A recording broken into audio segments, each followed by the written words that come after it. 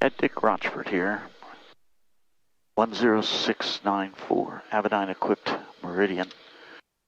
And this is a normal takeoff. The pumps igniters manual. Pitot heat is on as always in the runway environment. Pulse, landing lights, and nav lights. Threats are displayed. Flaps are set. Trims are set. Pressures in, on, and set. Backups are alive and well. So we turn the corner onto the runway, toes down, power up. And then we're going to do some good call-outs today. Airspeed is alive. The gauges are green. Annunciator is clear. We're looking for 60 knots by the white rectangles. There's 60 cross-check. A little pokey on the power setting. We'll fix that later. If you push hard with both feet, the airplane won't wigwag. Wings level climbing up to the bars. Positive rate of climb. Gear. Flaps. Trim. Autopilot on.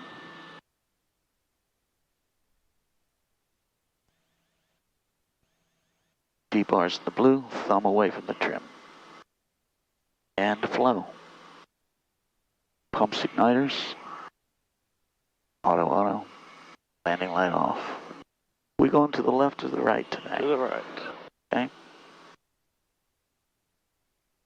Altitude 1,000 to go. 1 to go. Remember when Betty says 200 to go, hand goes to the power, come back to 500 pounds.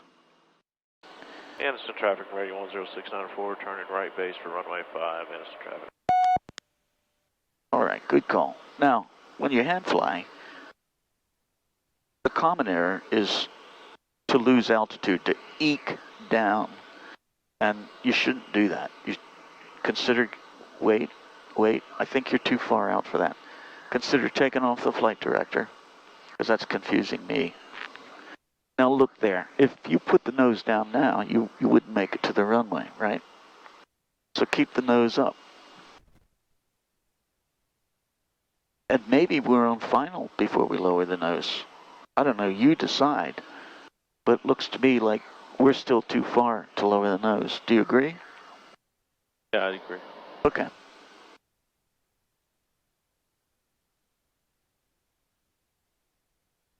So the problem with lowering the nose and getting gear and flaps and power back now is that eventually you'll have to level off and bring the power back up. So you'd be making work for yourself. Now we're coming down. All right. If you're coming down, go down, gear down. Not show flaps, power to 300. Careful not to overshoot. Nice. 300-ish. You're looking for 120 knots. Now, you're not going to pitch for 120 knots. You're going to pitch for your aim point and see how well that 350 is working for you. It looks like it's working for you just fine today. As you roll out on final, remember you want level wings on final while you're on the center line. Pick up the crab that keeps you on the center line. No fair wigwagging. I show us right of center. Yep. And now correcting. Yep. Get a flow done before too long. Pumps igniters, hots, and lights. Landing light on. Good. Let's get those wings level now, and then do what it takes crab-wise to stay there. Good. Now we got 2 flaps, 20 flaps.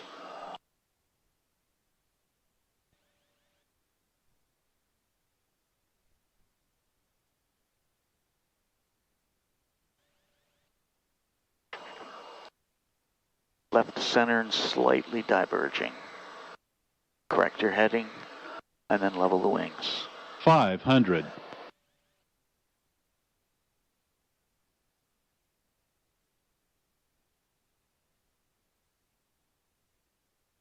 White arc, full flaps. Notice you don't need to touch the power. Just keep your hand nearby, because that's next. Pitching for the aim point, looks good. The trick now is to keep the wings level and defend the aim point. Stay on the center line. Glance at airspeed, looks fine, 95 knots. Remember, trim is your friend.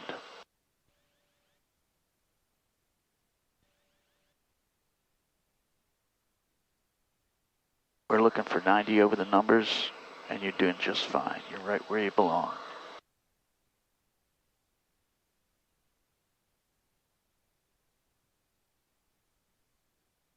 All right, hand near the power. Begin to squeeze it away as you come over the numbers in the flare. Keep the nose down. Don't eke into the flare. Left thumb on the trim. Power to idle. Little right rudder, just a little. Right there. Hold it still. Just hold it off. Use trim to hold it off. Little right rudder. Nice. Now hold it still. Don't wig-wag. Hold it still by pushing hard on both rudders only. And brakes and back pressure. Back pressure keeps weight off the nose. And brakes have more authority now because the coefficient is friction is higher on the mains. And the nose wheel is lighter, so the steering is a little more sensitive, or a little less sensitive. Good. Nicely done. Dick Rochfort, fly safely. Train off.